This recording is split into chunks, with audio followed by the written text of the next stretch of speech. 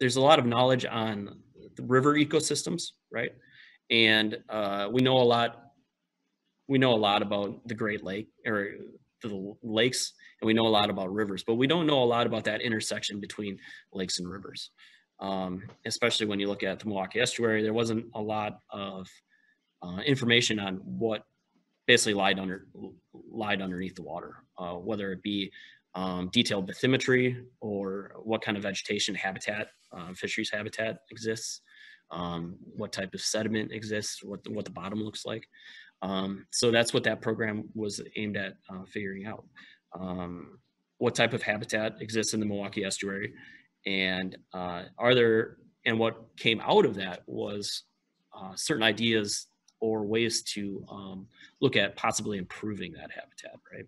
What they found were habitat hotspots. So different areas throughout the estuary that seem to be very biologically productive. And it turned out that these areas were relatively disjointed, right? So not a lot of connection between one hotspot to the other.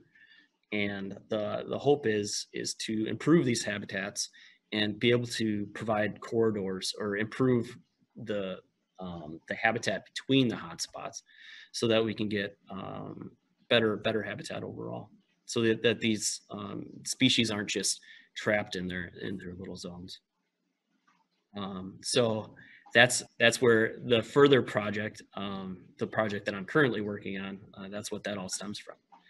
I'm working on mapping the habitat for 4 harbors up the Lake Michigan coast on the Wisconsin shoreline. It's Port Washington, Sheboygan, Two Rivers, and Manitowoc. It's a Fund for Lake Michigan grant. And yeah, we're right in the middle of that mapping project. Basically doing the same thing, looking at what habitat exists in these harbors, because it seems like something that should be known, but it's really, nobody really knows what's down there, right? And I think we're finding some surprises.